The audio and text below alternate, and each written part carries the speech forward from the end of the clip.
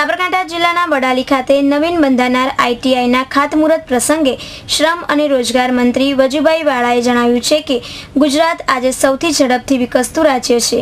દેશ અને દુનિયાના ઉદ્યોગો ગુજરાતમાં આવ્યા છે, ત્યારે ઉદ્યોગોની માંગ અનુસાર કારીગરો પૂરા પાડવા વર્ષ 2010-2011 સુધીમાં 150 કૌશલ્યવર્ધક કેન્દ્રો શરૂ કરાયા છે અને આગામી વર્ષોમાં જરૂરિયાતમંદ વિસ્તારોમાં એક સરખા ધોરણે કૌશલ્યવર્ધક કેન્દ્રો શરૂ કરવામાં આવનાર છે।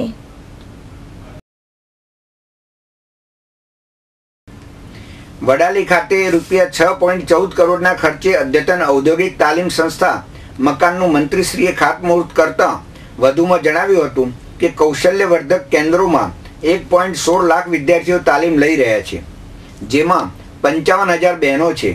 તે પુરવાર કરે છે કે આઈટીઆઈમાં ચલાવાતા કોર્સમાં વિદ્યાર્થીનીઓ પણ રસ લઈ રહી છે। મંત્રીશ્રીએ વધુમાં જણાવ્યું હતું કે ગુજરાત ઓટોમોબાઈલ હબ બનતું જાય છે, ત્યારે તેને અનુરૂપ કોર્સની માંગ વધવાની છે। આઈટીઆઈમાં અનેક પ્રકારના ટ્રેડ ઉપરાંત બહેનો માટે પણ વિશેષ પ્રકારના તાલીમી અભ્યાસક્રમો ચલાવાતા હોવાની જાણકારી સાથે યુવાનોને રોજગારી મળે તે માટે રાજ્ય સરકાર દ્વારા હાથ ધરાયેલા સર્વગ્રાહી પ્રયાસોની જાણકારી તેમને આપી હતી। આ પ્રસંગે ઉપસ્થિત શિક્ષણ મંત્રી રમણલાલ વોરાએ જણાવ્યું હતું કે આજે તાલીમબદ્ધ માનવબળની જરૂરત વધી છે। ચીન જેવા દેશની સફળતાના પાયામાં ત્યાંની આઈટીઆઈ જેવી સંસ્થાઓનો સિંહ ફાળો છે।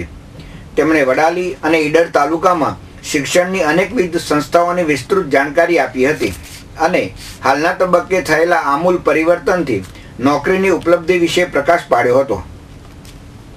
રોજગાર અને તાલીમના નાયબ નિયામક પીપી પારેખે જણાવ્યું હતું કે ઉદ્યોગોને મલ્ટી સ્કિલ માનવબળ મળી રહે તે માટે આ સેન્ટર ઓફ એક્સલન્સ કાર્યાન્વિત કરાયું છે।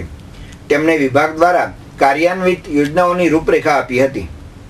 આ પ્રસંગે જિલ્લાના અગ્રણી તખતસિંહ હડિયોલ, પ્રાંત અધિકારી શ્રી પરમાર, મામલતદાર શ્રી મકવાણા સહિત જિલ્લા તાલુકાના અન્ય પદાધિકારીઓ, આઈટીઆઈના આચાર્ય શ્રી ઠક્કર સહિત અગ્રણીઓ અને તાલીમાર્થીઓ મોટી સંખ્યામાં ઉપસ્થિત રહ્યા હતા। માહિતી બ્યુરો, રસિક સોની, સિટી ન્યૂઝ, હિંમતનગર।